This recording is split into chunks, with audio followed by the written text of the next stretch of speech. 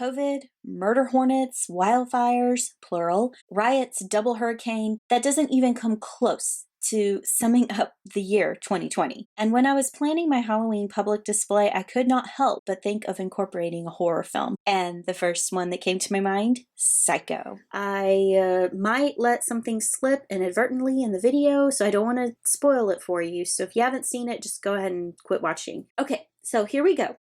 To get a little inspiration, I go to my favorite place, Pinterest, and I just typed in Psycho and started searching for some pictures, some inspiration. Once I have my theme in mind, I think of keywords to help guide my display. With so much going on in Psycho, it wasn't hard at all to come up with some of these. This movie really does epitomize the director's nickname, the Master of Suspense. Let us not forget that Psycho is one of the original horror movies. There are a lot of camera angles and plays on shadows that really make watching Psycho just a little bit uneasy. I kind of want to capture that in The Village. Throughout the movie, we are trying to figure out several mysteries. There were many boundaries that were pushed in this movie, from the first sound of a toilet flushing on the big screen to the iconic shower scene. Audiences were completely shocked in 1960. No one knew what to make of having the leading lady killed halfway through the film. From black to white, rural to urban, free versus imprisoned, there's a lot of conflicting opposites in the film. In the music score, where the strings imitate high-pitched shrieks and stabs, a fading, beating heart, and the chord and sequencing represents the chaos and the madness within. I also try to associate a time period and environment to the village scene that I'm creating. Alfred Hitchcock was very specific about the time that Psycho was set. There are very specific locations. Most of the action happens at the Bates home and the business in the desert. The scenery is dead, dormant, and deserted. I chose black and white, and that has to do with the way the film was made. And if I can create a monochromatic background, it won't be clear what time of the day it is, which will hopefully make it a little bit more mysterious. One of the pictures that really inspired me is this one here. This is kind of what I want the village to feel like whenever I create it. In Psycho, I identified 3 needs. These are the absolutely necessary items needed to tell the story. The first is the Bates mansion, which you can see here.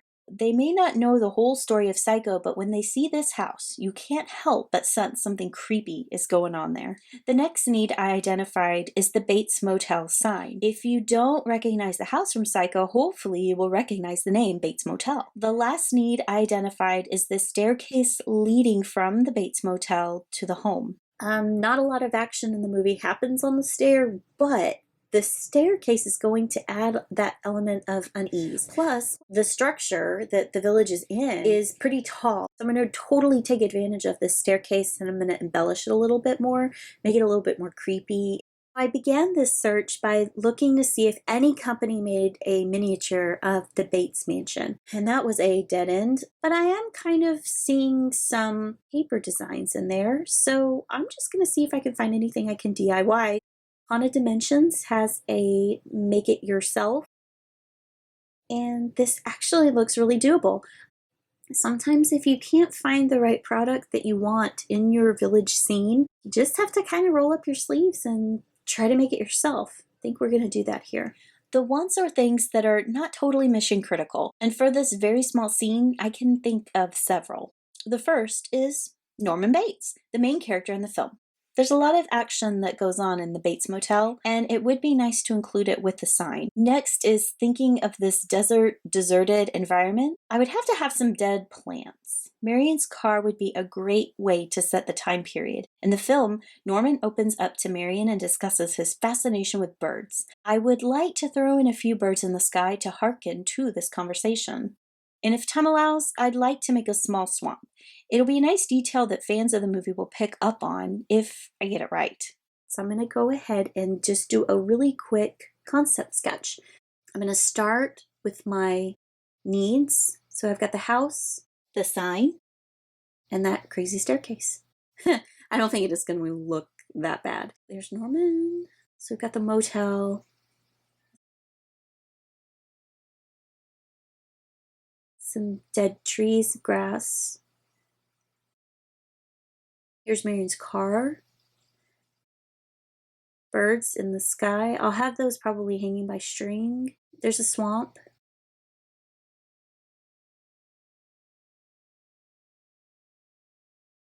And then I dropped my pen. That was time to quit. Here's my task list. And as you can see, I have a lot of DIY things on this list. You know, I have a plan. This is going to guide me as I create this village scene. So more to come. Thanks for watching and happy villaging.